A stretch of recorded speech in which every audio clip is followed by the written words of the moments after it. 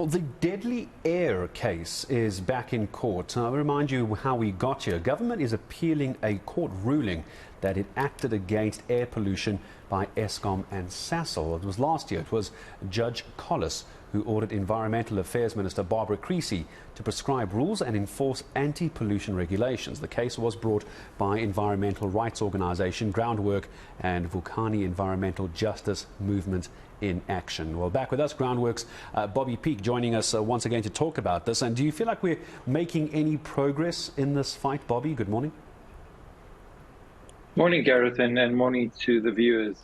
Yeah, indeed, we are making progress. I mean, in the fact that the minister has agreed that she is in violation by not acting to protect the people in the Highveld, protect their health, and to protect them, to ensure that Section 24 of our Constitution is met.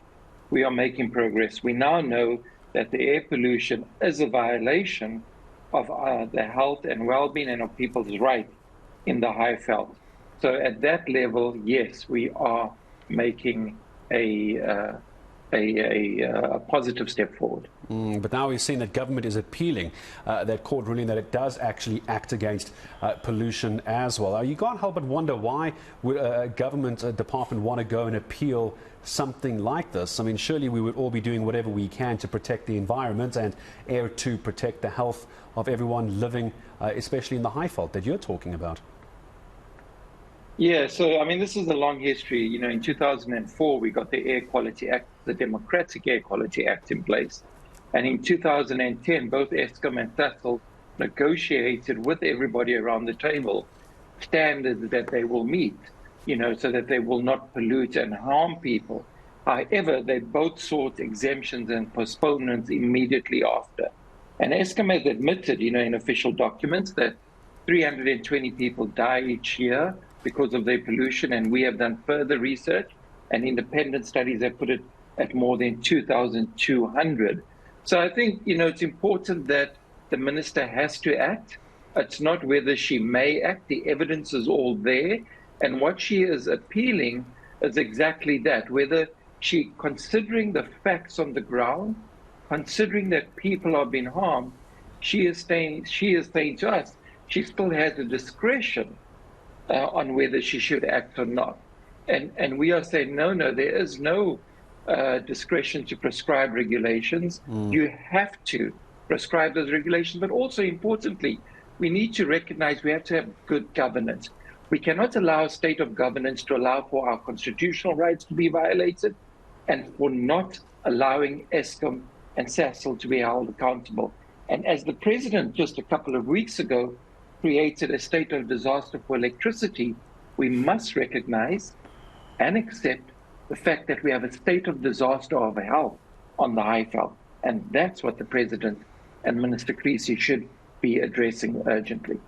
I think it's also worth reminding viewers as well that everyone has a constitutional right to an environment that is not harmful and does not in any way affect their health as well. And now that this is all in play, and as you say, there isn't really a concession or any kind of leeway for the minister not to act. It's a constitutionally enshrined right for residents. What's a timeline on something like this? Because as you mentioned, over 300 people a year, according to Eskom's own research, end up with very severe illnesses and even die. We're running out of time. People are dying every year, Bobby, if we don't get on top of this. So what's our timeline? We can't say as soon as possible. There must be a line in the sand. Gareth, the reality is that Section 24 is an immediate right. And this is what this court case has found. You know, it's not a progressive right, it's an immediate right since 1994. So the minister has to act now, today, on setting in place the rules and regulations and to ensure that people are not polluted. So when I say immediate, I mean as of today. And more importantly, it's not only setting in place the regulations, but it is setting in place the mechanisms to hold those regulations, to make them enforceable, and to hold polluters to account. So it's really critical that the minister starts acting today, because I think the minister and government are responsible, And we don't want to be in a situation where, again, we have a failing state in another part of government. I suppose viewers at home, and I certainly just had this thought now as well, Bobby, as we get closer to winter, I do need to bring in the issue of the blackouts here, because we know how reliant on coal we are and how much more coal we're going to be using during the winter months. And we know how bad the air quality is in the Highveld and the Johannesburg area during winter at the best of times. Now we bring in blackouts, stage 8 possibly, and how much more coal use we're going to have. So I suppose the argument is now going to be health over electricity. Which way would you handle that particular critique?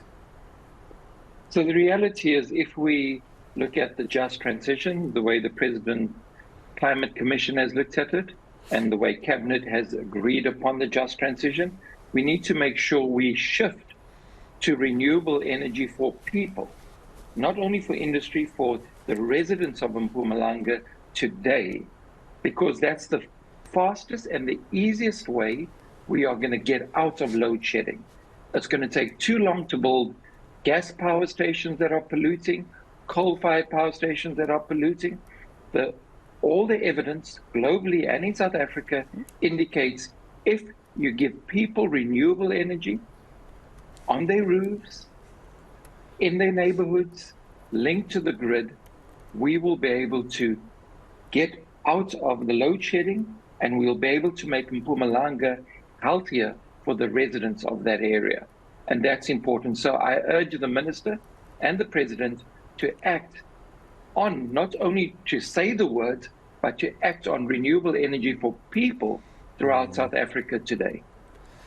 Bobby, and I'm sure we'll be talking again as well as we get closer to winter, but we'll stay in contact with Bobby Peake and his team, Groundwork Environmental Justice Group Director, making time for us this morning.